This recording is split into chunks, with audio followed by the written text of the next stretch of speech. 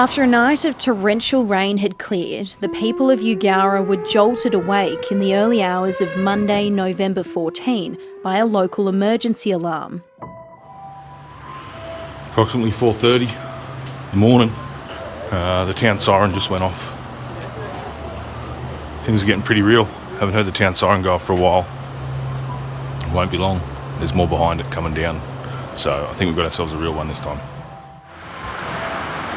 Before dawn, the creek that runs through the town had already risen to 9 metres. It's already come up to the back wall of the cafe.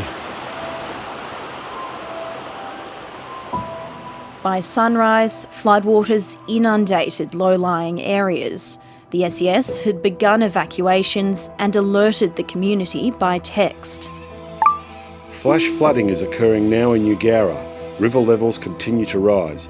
People in low-lying areas need to evacuate immediately. The Bureau of Meteorology was predicting the worst might hit Eugowra that afternoon.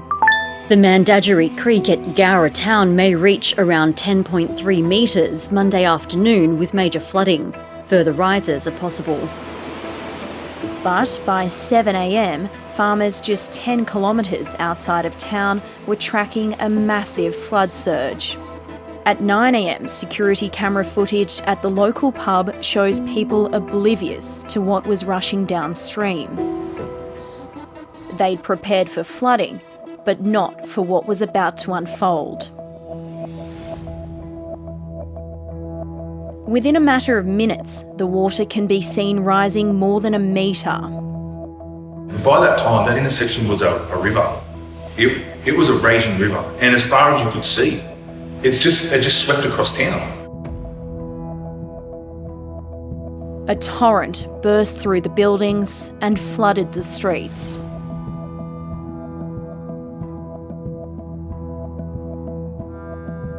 The pub's security camera cut out, along with phones and power, as a second devastating surge hit.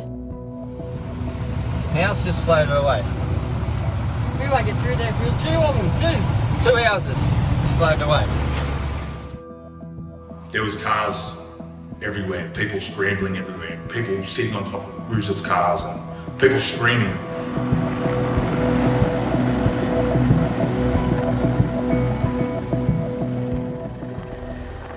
"150 people were airlifted to safety. Judd McKenna did what he could to help save the lives of those around him. Probably for a brief moment there, I thought I wouldn't be able to live with myself if I didn't do something. I actually remember looking out at the trees, way down in the background. And I thought, well, if I do get swept away, there's a lot of trees down there. Maybe I can get onto a tree.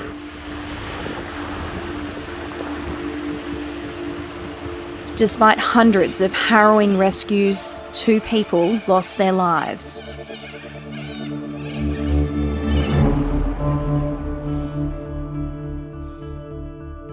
Where did this water come from? 10 o'clock we were smashed with an 11 metre flood. The flood up to here. The problem is we weren't warned. The problem is we should have been told we were going to get an 11 metre flood at 10 o'clock on the 14th. And we would have had all the residents out of East Eugowra as well as West Eugowra. This should never ever happened. We had no communications, we had no warning. The SES told 7:30 its response was based on data, local knowledge and predictions from the Weather Bureau. It issued a total of 9 warnings, but said flash flooding can change with little notice and be difficult to predict. Ideally, warnings come out a long time in advance, but when you have catchments where it only takes a few hours of really heavy rainfall, if that rainfall happens in the middle of the night, then the warnings do come out very early in the morning, and that makes it really hard to communicate.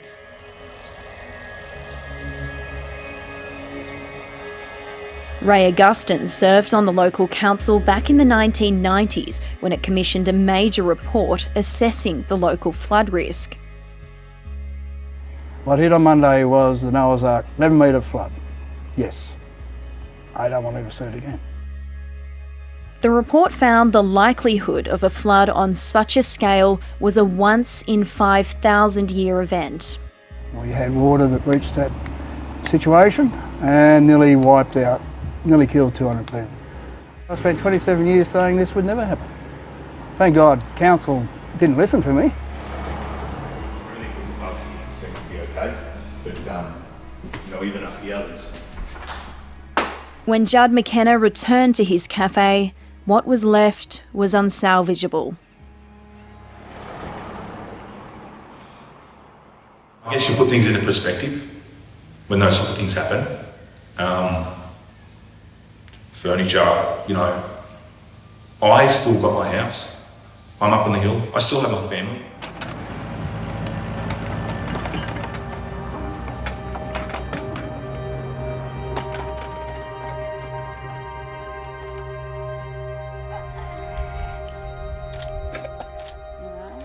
While Judd lost his livelihood, Casey Jones lost her home.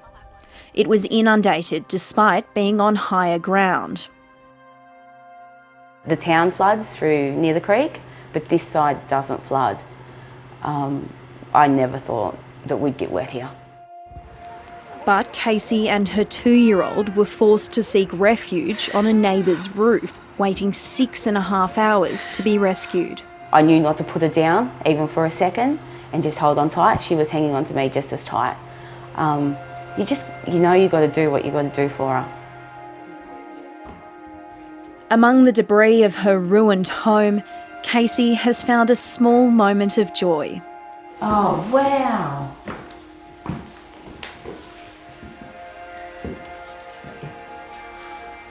I have a 17-year-old son as well.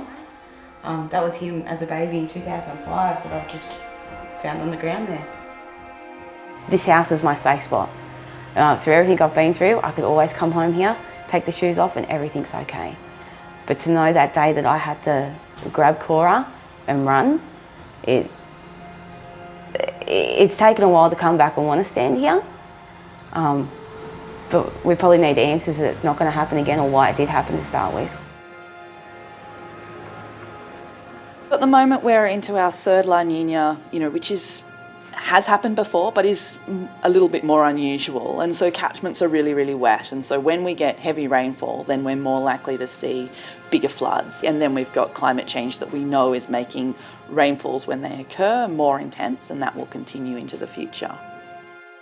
Associate Professor Fiona Johnson is a hydrologist who's also worked at the Bureau of Meteorology.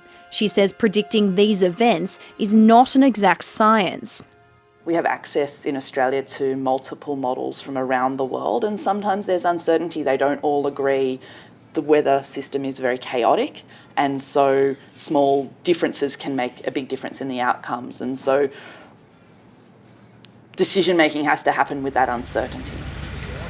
The Weather Bureau told 7:30 it stands by the accuracy and timings of the forecasts it issued across Eugowra. It says predicting the precise location of flash flooding from heavy rainfall is complex. Right there, where's your Christmas tree, Co? Casey expects to be living in this caravan at Eugowra's showground for at least 6 months. She doesn't know yet if she'll be able to move back into her house. At the moment, we're sort of stuck in limbo with no direction.